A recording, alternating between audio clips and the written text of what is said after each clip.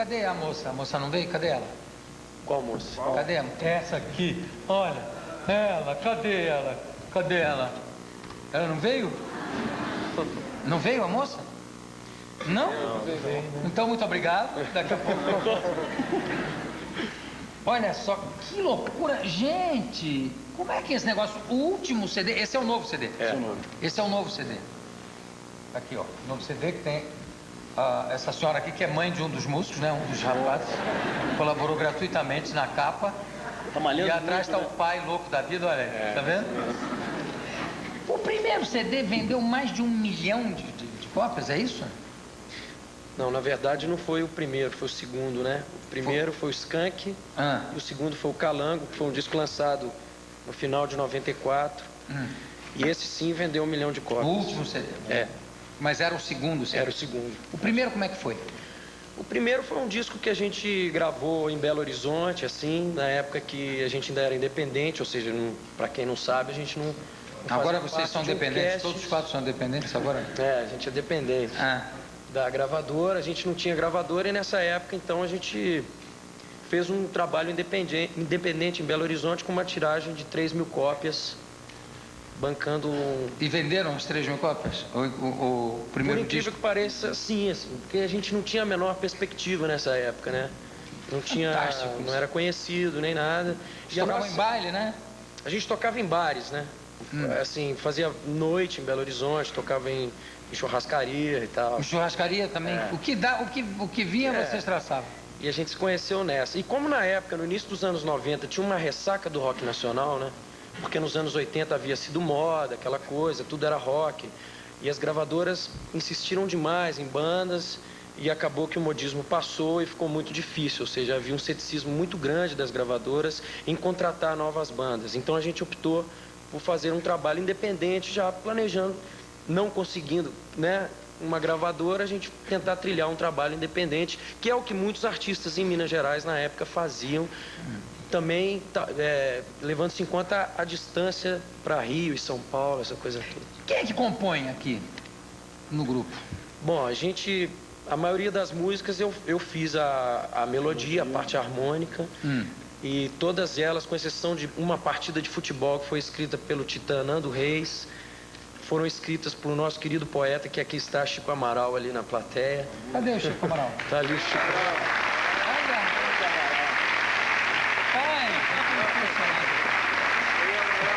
Chico Amaral tem cara de poeta mesmo. Tem, ó, tem um jeitão de poeta. E eu queria dizer que do lado dele tem o Edivaldo e o João, que também fazem parte do nosso naipe de metais, que são os caras que estão com a gente nessa empreitada desde o início.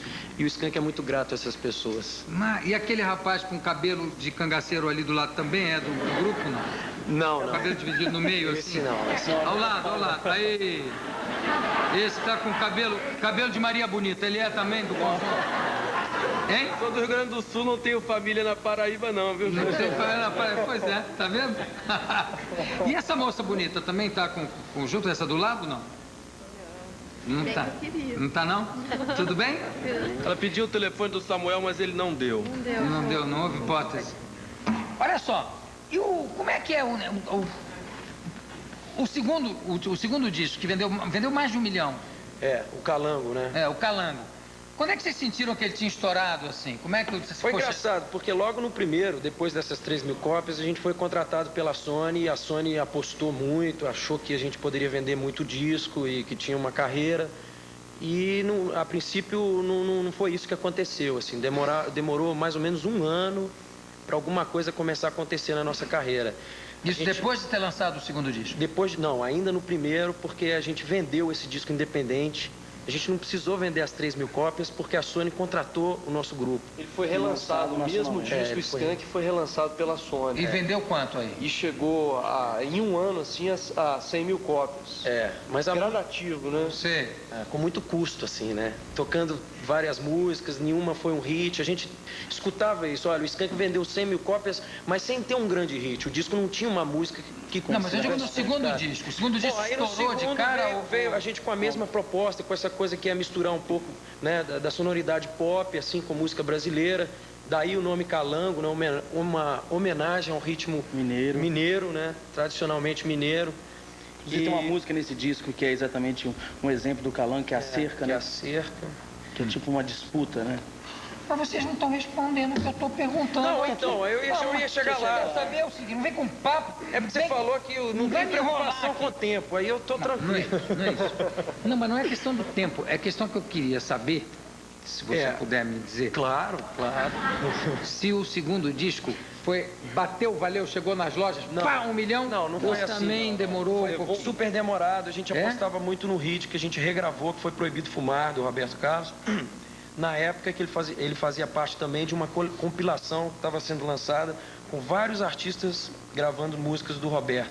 A gente então participou desse álbum e também colocamos o Proibido Fumar no nosso disco. Qual foi o O primeiro grande hit do Calango, hit? Do Calango. no meu modo de entender, foi Te Ver, que era uma música, né, uma balada, né? uma balada, diria assim.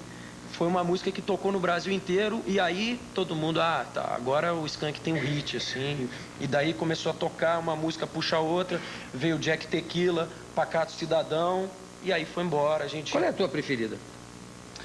A minha preferida é, sem dúvida nenhuma, Jack Tequila. Eu acho que é uma música a mais legal, a mais bem escrita, com uma melodia agradável, uma melodia interessante. Qual é a média de idade de vocês? Você é o baterista, né? Eu sou. Você é uma cara de baterista, não tem? Por quê, Jô? Não sei, tem cara de tá sério, assim, que é bom.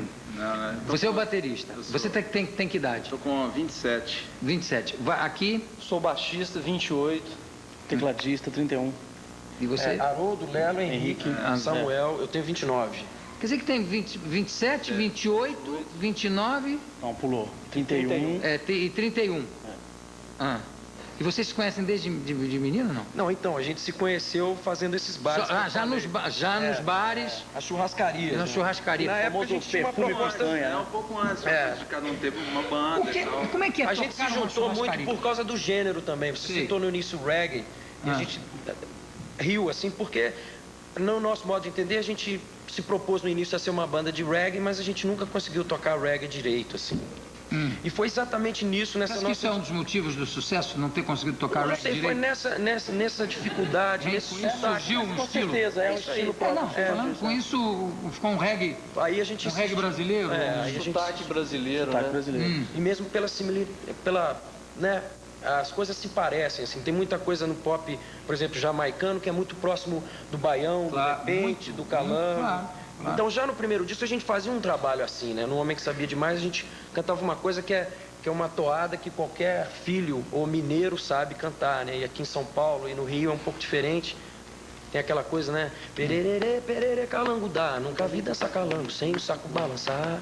Pererê, pererê, calango dá. E por aí vem, como se fosse um repente mesmo, só que com um tom mais... Esse tipo de som, esse tipo de ritmo, né? Inclusive com o baião, tudo isso, tem um swing muito parecido com todo o swing do negro americano. Não é o mesmo ritmo, eu digo, desperta uma vontade de dançar, né? E não é à toa também, né? A gente tem uma forte influência também. Agora, Samuel, eu queria saber o seguinte, por que você fala tão invocado de tudo? Tudo que você está falando, você fala tudo invocado. Não, porque...